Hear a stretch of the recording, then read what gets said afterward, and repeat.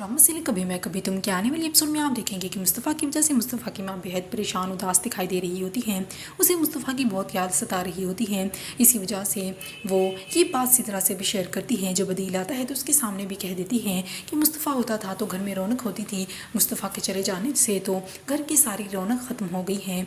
अदील कह देता है कि अगर आपके दिल में मुस्तफ़ा को इस घर में वापस लाने का ख्याल आ रहा है तो इस ख्याल को अपने दिल से निकाल लीजिए। अगर आप ऐसा नहीं कर सकती तो फिर ठीक है, मुस्तफ़ा को इस घर में आप लाएंगी तो मेरा आपसे कोई भी रिश्ता नाता नहीं होगा।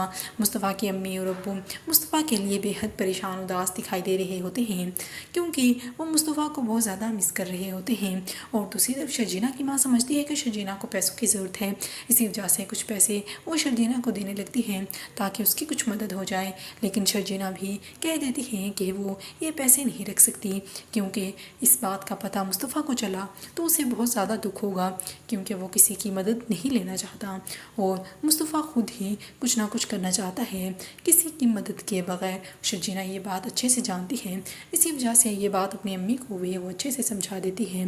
मुस्तफ़ा और शर्जीना घर पर होते हैं तो वहीं पर अदील आ जाता है और बुरा भला कहते हुए कहने लगता है कि अम्मी कह रही थी कहीं मेरा बेटा फाकू ना मर रहा हो, इसी वजह से मैं तुम्हारा पता लगाने यहाँ पर आ गया।